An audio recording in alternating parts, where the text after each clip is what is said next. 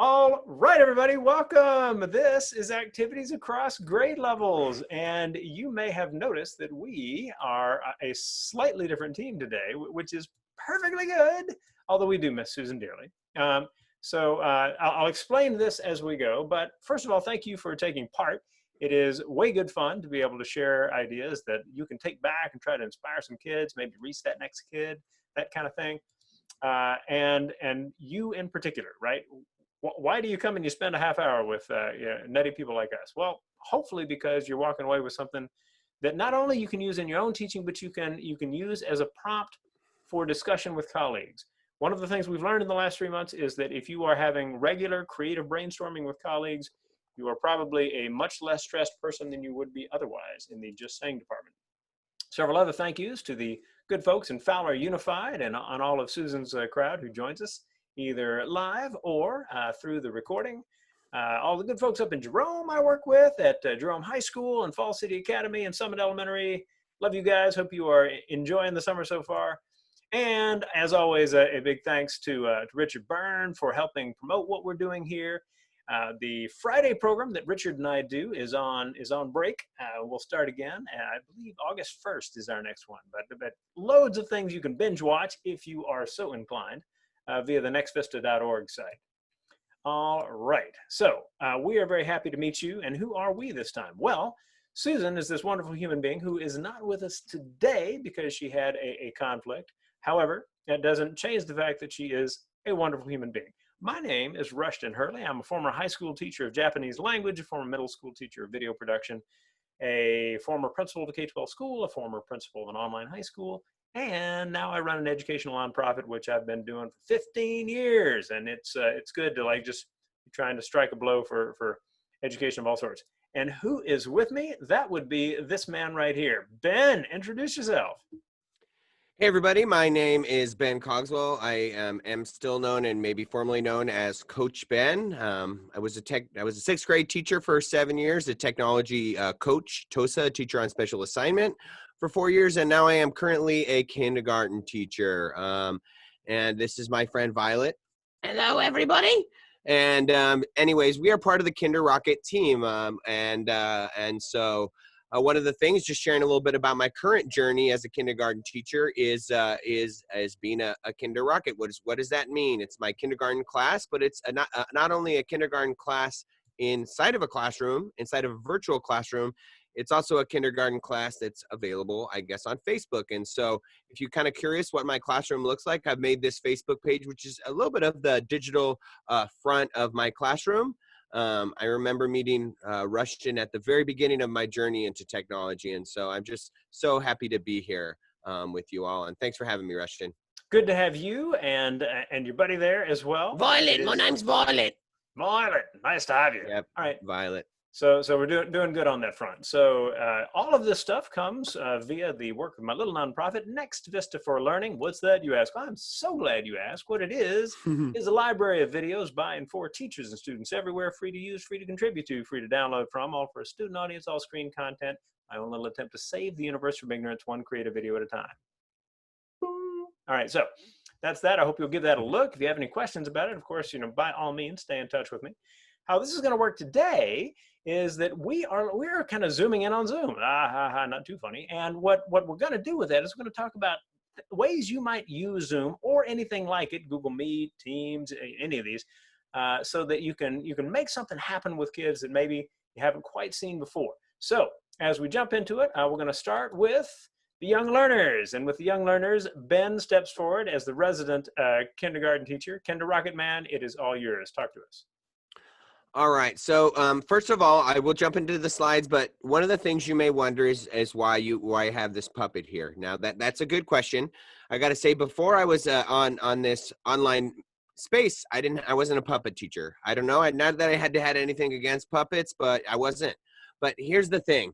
First thing, regardless of the age level, we are competing with this thing called YouTube, right? And YouTube makes these really interesting videos that kids love to watch. They get to choose which they watch. And most of our students at some point are watching them, right? So how do we compete with the YouTube videos? Well, we have to have a little bit of, the edutaining maybe. And so Things like, especially for the lower grades, we have Miss Violet here, right? The puppets. Just a few other tips as we're getting started. Let's make it interesting. You know, I'm here. I don't have to be the only one here, right? Rushton, I showed you this a little bit earlier, Good but man. also, you know, I'm Batman, right? And it's just simple things. Knowing your class, knowing your age level, especially for the young learners. Wearing a mask, it makes learning to a whole nother level. So I'm going to jump in just kind of with those pre-tips, I guess, if you will. With that being said, I think there's kind of three things I think taken away from these young learners. Number one, establish routines. Number two, keep kids engaged. And number three, treat it like a classroom. And I've already shown you 2 tips right here that I feel like for keeping kids engaged, right? If you're not puppets, it's a great thing to do. It also can model turn taking. Fun things that are like masks. You'd be surprised at how many masks I have here within just the reach of my chair. You know, we got to keep kids engaged. One of the things I think about is this first note, and I'm going to take a step back, is establishing routines. We have routines, as a lot of teachers were built to have routines in our classroom. Young learners, it's especially important to have routines. It helps set them up for success. It eliminates anxiety, right? So when I do a meet, I have a routine when I go through my meet, right? Number one, as students are arriving, of course, my students, just like in the classroom, are not going to arrive all on time. So I usually like to start out with a video as they're coming in. It helps set the mood. Maybe it's a video that I've done for my students, like my morning message that I do every day that I go over my calendar.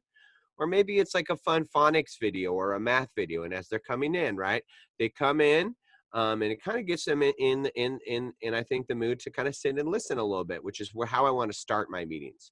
After that, just like we do in the classroom, what do we need to do? We greet everybody. And when I greet everybody, I think this is where too my puppet friends and this handy dandy bell that I use comes in, right? And so when I greet everybody, this is when I don't use my puppet all the time, but this is use it. So I would do something like everybody on the screen. I'd say, hi, Rushton. And then I hit the bell. That means everybody needs to say what? Hi, Violet. Hi, Rushton. They can have their mic on mute on mic. It can be loud. It's okay either way, but we greet everybody every day. That's part of our routine. Another part of our routine is I think about when my kids are sitting there, and if they're just watching me as a teacher, I think this is good for all grade levels, but especially important for primary. If I am there as a teacher, I don't want my kids just sitting there listening to me on the computer.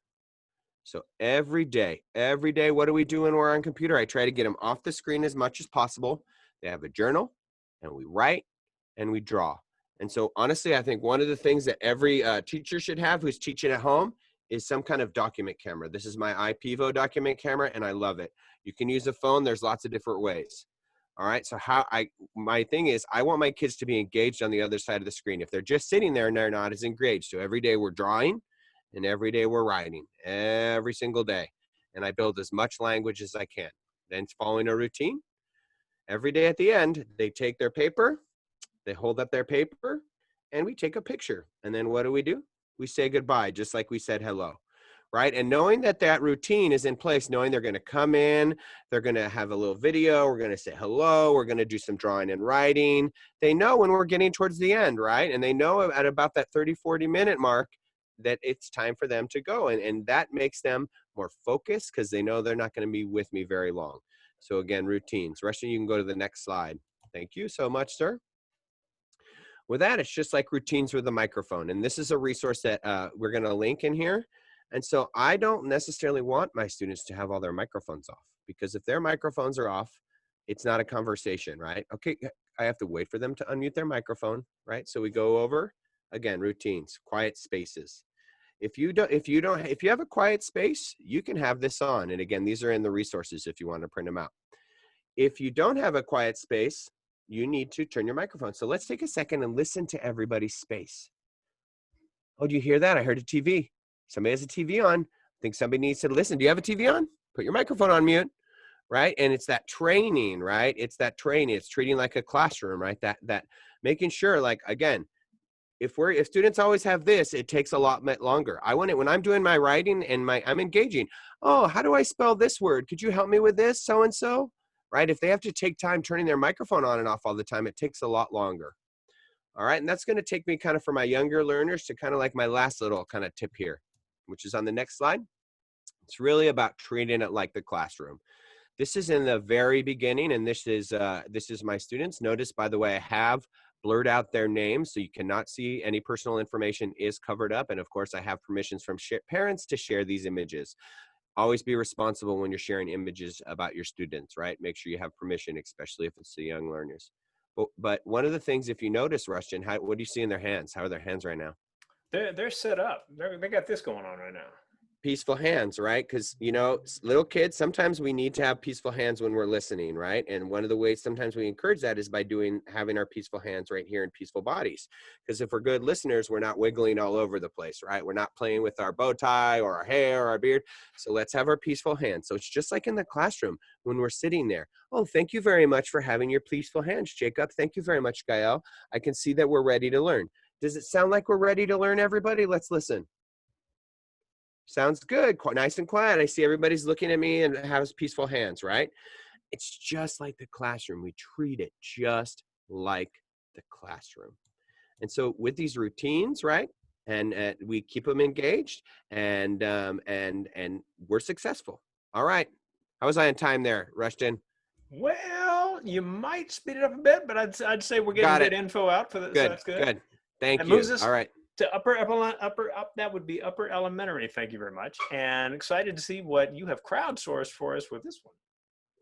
So I was a sixth grade teacher for a long time, but I was never a sixth grade teacher in this time. And so I have a lot of great friends that have some great tips on this. All right. So some of these you'll see are related to some of the tips I gave. So you can see here, this is a tip from Miss Krista Bradley. You can see her Twitter handle right there. And when Rushton sends out the slides, you can click on her. So her biggest thing, again, was establish norms and procedures for students. And these were the set of procedures and norms that she created for our students. The one, Rushton, that I love the most there is the one that's on the bottom. How she said, you know, use the chat and have a student who's moderating the chat, right? That gives a lot of student ownership, and it puts a lot of student responsibility on making sure that the chat stays appropriate. And so I thought that was really good. And again, that specifically, I feel like I couldn't do that necessarily with my younger learners, right? And so I feel like that's a great one for the upper elementary. And what are they practicing? They're practicing writing, and they're practicing typing, and they're practicing reading. And those are all great real life skills that we want them to practice. So from there, I think that was a great tip from there. Thank you. So these two are really tips are about making sure that we're monitoring our students, right? You want to see if they're engaged. And if you don't see them in their cameras, right, you don't necessarily see that they're engaged. So Carol Gonzalez, she gave us a tip, use a second device, right? And so if you can, like, you can join your meeting with one device, and then maybe on your phone, you have like a Google slide deck or something you're doing, and you're connecting to the meeting on your phone, and this is the screen you're looking at, because you don't really need to see like your slide deck probably that big. It's more important for you to see the students. And with that, related to that was from Miss Laura Carey, and she's kind of saying, when you're kind of sharing your screen, to minimize your distractions and to give yourself a little more space, just share a tab or a browser window. And in that way, again, you're minimizing some of those distractions for those students. And so monitoring your students and minimizing distractions, I think were good tips from Laura and Carol, which takes us to our last little quick tip. And there's quite a few here, but I'm just going to highlight this is from Angela, who popped in. Hey, Angela, again, thanks for joining us. Thanks for your tip. Thanks for being flexible. And Miss Angela is really good at community building. And so some things she said, like, how do we build community? Play games. And she gave a suggestion of playing categories, right? And this is how you can play categories and build that and build that kind of fun, right? Because if kids just come to our meets and we're never having fun and we're always treating it super seriously, they're not going to come. They're not going to want to come. Another great suggestion that I had from her was give students time to chat, right? And so she said, you know, what I would do is I'd turn my camera off, I'd turn my microphone off. They knew could be listening in on them, but I'd say, you guys have the room for this amount of time. I could be listening, but have some time to chat with your friends, right? That way she could still kind of be there to make sure, you know, nothing too serious happened, but they also got some time to bond. And then the third tip I thought was good about making connections was just getting to know your students. Again, we want to get to know our students. So having things like, oh, I noticed you have that avatar. That's really cool. Why did you choose that avatar? Or maybe they made a poor choice with the avatar, and something that they don't want to represent them, right? And those are good discussions to have now, right, in the classroom before they get out into the real world of social media, right? And so thank you to my friends who had those tips for my upper elementary, and thank you again, Rushton, for allowing me to join you. And I look forward to passing the torch off to you. Excellent, excellent. Now we're up to middle school. So let's talk about using these video chat tools and middle school, and what might we do on this front. One of the things that becomes all the more important when you're thinking about teaching and using video tools like Zoom, like Meet, anything similar, is that you really want to think, okay, am I regularly asking them to do something? So Ben talked a minute ago about can't have them just sit there staring at the screen, and I mean that's true for all of us, right? I mean, how painful is it to be like, ah? So here's actually a thing for the attendees right now. In the chat, on a 1 to 10, where 10 is you are wildly confident as an online teacher, and 1 is like, ah, or something close to that. Where are you, 1 to 10? So in the chat, add that right now. Everybody who's like joining us right now, when I start seeing some numbers pop up, 10, I'm totally confident. 1, I'm like, ah, right? And so seeing a bunch of numbers fly across, good. We got 8s and 7s, a 3, hang in there, 6, 9, way to go on the 9, right? And several more, and so a lot of general comfort. Brian's like, I'm a 10, baby, that's awesome, right? And so looking at that, right, what you're doing is you're just getting people to engage very quickly. All right, so we got this question, just want to get it out there, and in that case, you don't need anonymity, right? You're just checking something very quickly. But there are other things you can use as well. So for example, I've got a confidence check Google form over there that just says, okay, I just taught you, and and I'll tell you what it is, whatever it is, right? Doppler effect, the passé composé in French, Brian, shout out. All right, or something along those lines. And you just let me know in the form.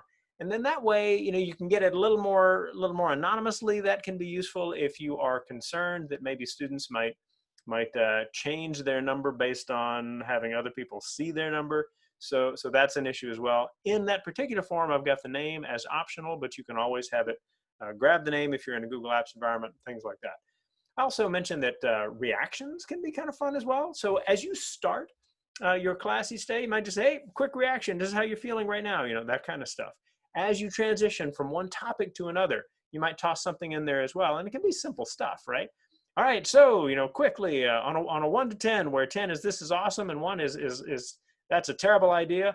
Pineapple on pizza, go, right? And just so that they are engaged in that process of putting it out there. I'm imagining that we got several attendees who are like, pineapple on pizza, 10. Others like 1, right? But whatever it is 0. Nice, Stephanie. 99. So anyway, so getting people to be part of what you're doing in an online class requires getting them to just do something real quick. And these are good ways to do it. If you're doing it through a form, you might be gathering data that's useful to you going forward. Stronger discussion. Now here is where the breakout rooms become really interesting. And for a lot of people, they get into Zoom and they're like, okay, I've got it now where I can get everybody in, but I haven't tried the breakout rooms. I'm not sure. Try it out. And find a prompt for the team to work with as you go in. So in this case, I took John Stevens' work. He is the Would You Rather Math guy. If you are not already a major fan of Would You Rather Math, check that site out. All right, and so take a look. So would you rather work at restaurant A or B? A, $18 an hour, no tipping. B, $10.50 an hour, tipping encouraged. And so you can imagine a group of students, kind of getting in. Well, like, you're going to make more money at A. Well, it kind of depends on the tips, right? How often do people tip? How much might they tip? And then he's got the meals range. So that's the kind of thing that allows them to do it. And if what you do is you have some kind of space, like for each team to be able to put their thoughts together, that minimizes the chance that they get together and like, yeah, we'll just let everybody else answer. So what you want to do is you want to make sure they're putting some ideas in as you go as well, because otherwise, it's just time away from the teacher, right? Which is not quite the idea. All right, and if you haven't ever tried doing any kind of drawing stuff, take a look at Google Jamboard. Where is it? It's in Google Drive. I didn't see it. If you go to create and then down to more, same way you get to drawing, right? Not that that's unrelated. And so you have that, and then have Jamboard on that. That's a collaborative whiteboard, and people can like put things there. I tried drawing like scales of justice. Why? Because I want people to look at that and be like, all right, so that that has to do with when we were talking about the different parts of government, and how things balance out, and checks and balances, or what does it mean when things are askew, right? If things are not just, if they're not balanced, what does that mean? Well, there's loads going on in our society for which that is a perfectly good prompt at this point. And you want them to kind of be in a space where they are coming up with ideas. Because if all you're ever doing is asking for right answers, do you know the right answer? Then most of the kids are just going to sit back and wait for the 3 or 4 kids who always get the right answer to chime in. So asking them their opinions on things. You can use games that are out there. Ben kind of referenced this a minute ago as well. And you look at, for example, Taboo Online, right? So we've got a little screenshot right over here. I can use the pointer on this. Woo, check that action right now, right there, right? And what's going on there is, oops, bad boy, right? You've got this right here, ring, right? And you're trying to get people to say that, but you can't use these as you do it. So you can actually take these 5 words that can't be used when trying to get the others to say that word, and then private chat it to the person who is the one leading it, right? And so, if you're kind of like, I need more guidance on that, I got to keep moving. All right, but I hope that basically you look at this and you're like, all right, yeah. I mean, there's some things I could do, because you can have your kids do the same kind of things where they're picking vocabulary words that are important for what you've been studying. And they have to come up with some terms that can't be used as a part of a game, but it really allows them to discuss what is it about the term that's the issue? What are the connections that are important? High school. All right, so with high school, let's first jump into the basic idea of connections. Building on this idea of what you want is for them to be confident that they can engage in a discussion, and that not always focusing on right answers, can make that happen. You might look at breakout rooms as a time where people get together and they look at say 2 different images, and they have to create the story between them. And you could say, hey, when you do this, I want you to create that story, and I want you to include 2 or 3 things we've talked about in the last few weeks. Now, that's the way to bring it, right into your subject, but just the creativity can be good as well. This is a pair of images that I've used with an activity like this in trainings many times. And I was doing this with a bunch of students in Milan, Italy. That was not a bad gig, all right? And so I'm with a bunch of students in Milan, Italy, and we're going through this, and this one kid raised his hand. I said, yeah, what did your group come up with? And he says, all right, well, you see the picture on the left is the present, and the picture on the right is the past. And so far, I'm like, yeah. He keeps going. And in the past, they dreamed of being able to travel on things like trains. But in the present, they dream of the peace and simplicity of the past. And of course, the whole room was like, whoa, totally cool. And hardly anybody would like offer up an idea after that. But still, the idea is have those moments where kids can share something that allows them to really shine in terms of the kinds of connections you can make in the class. Great suggestion from Brooke. She was a part of an SVQ event last night. SVQ, awesome, right? And you have this idea of breakout rooms. That's for small groups. Well, sure, that's what it's for. But if you've got 23 students in Zoom, you could create 23 breakout rooms so that each student is on his or her own if they need just a few minutes to work on an idea or read something or just kind of do a reflection, anything like that. So there's a possibility when you think about using breakout rooms to use them to allow kids to have some time by themselves for a moment before coming back as a part of what you do with the full group, which Brooke, totally cool idea. Thanks for sharing that.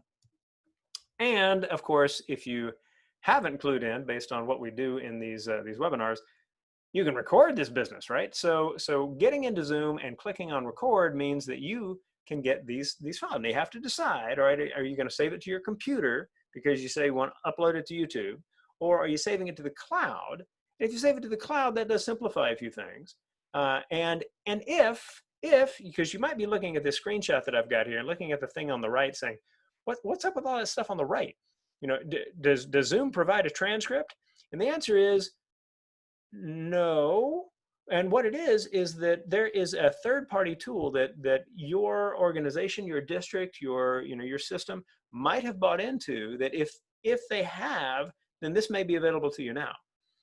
My guess is that Zoom, in looking at this being a feature of slides and Google Meet, which is a really nice distinction for Google Meet, Zoom is probably going to figure out how to add this to what they're doing soon enough as well. But loads and loads of possibilities with the videos that you make with this, because once kids are making, working with you to make videos to help each other learn, they then start thinking about the quality of their work in much more constructive ways. All right. Ben has identified some cool, promising resources for you, and so I'm going to hand it over to him for those. Talk to us about what's on the screen, man. So just one of you, two resources, right? And I think these could be good for various grade levels. These little paddles and this whole presentation I did on what my quiet space is, and just kind of having students reflect on the microphone etiquette and kind of like their environment around them, right? Or what is a good learning space. The other that is on there is a fun little video that I did in collaboration with a few my family and a friend. And it was just about kind of muting your mic, and because we don't want to just tell kids in a punitive way, muting your mic, because I feel like sometimes in a way we're just telling them to be quiet. Right. And so it's really this balance of making sure that they're aware of, hey, when I'm telling you to do it. And so I did it through a little bit of a fun song, and just making hopefully kids a little bit more aware of that background and make them more reflective of it. And I bet you if you watch it, you might end up singing it in your head as well. But definitely it could be a multiple grade levels, more of a satire maybe for the older ones, but some fun food for thought there. And Thank you Ben, for letting me share. absolutely get those links in the chat as well, so people can kind of jump into those items well before they get my email that says, "Hey, click here in order to get to the links," and click there. So if we can just kind of shortcut Easy, that, got it. Yeah. that would be awesome. So as I like to say every week, we think about what we're doing with sharing ideas on online learning and possibilities using these different tools, and how it can look for different topics and different subjects. And it comes down to this basic professional perspective that we have in terms of what we do, right? We care for kids, we care for their learning, and in order to do that well, we care for ourselves. So we have to kind of be in that space of, you have to have the energy level to be able to shift quickly, in order to be able to help a kid who's acting, like not completely appropriately, in order to have that kind of good creative response that will allow some progress to be made, rather than just being one more encounter, right? That kid, chalks up. So as we finish things up, I want to remind you that we have a newsletter coming from Next Vista every month. The next one will come out sometime next week, assuming that my timing doesn't completely get thrown askew, which of course does happen. But there is going to be a link in the email that I sent you that says, "Hey, take a look at this. Here's the June issue. Here's where to sign up. Please sign up." That would be just lovely for you to do. Additionally, you might take a look at my blog at Inspiring Improvement. That's at rushtonh.com, rushtonh.com, and see what I have to say there. That gets published how regularly? Well, regularly is the wrong word. I would say on a whim, but still, it's stuff that hopefully is valuable to you. I've written some books on how to get better as a teacher, how to make your school better, how to get better as a leader with technology, and I hope you'll give those a look. And by all means, contact me if you've got a team looking at it. I'm happy to connect with your team for free to talk about it if that's useful to you guys. If you got some questions, we hope that you will stick around and ask them, because Ben and I are going to hang out for a few minutes after we finish the recording in order to be able to just answer whatever you got. I know Ben's done a darn good job of answering some gems of questions from Grace, so feel free to just stick around for that. You'll see Susan back next week. You can find her at @TechCoachSusan. And of course, if you look at the hashtag on Twitter @K2Can2, you're going to find loads of cool stuff that she has contributed. You can find me at nextvista.org, and there's a contact on that page. So that is one way to get in touch with me all the more easily. I hope that as you look at the different things we've talked about over the course of our little recording here, that you've had at least one idea that makes you go, that's going to be useful for me. Because that's the standard. Not, I have to remember everything this person told me. No, What you want is just to be able to be like, this is the thing that's going to inspire me to take a shot at reaching that next kid. One good thing. All right, Ben, my friend, how very excellent to have you join us today. That is just totally cool. I'm glad I could bring some laughs to your day, Rushton. No shortage of such. All right. So with that, we're going to stop sharing, and I am going to stop the recording. And all of you who are watching this as a recording, we hope we'll see you next week. And those of you who are live, we'll see you in mere nanoseconds.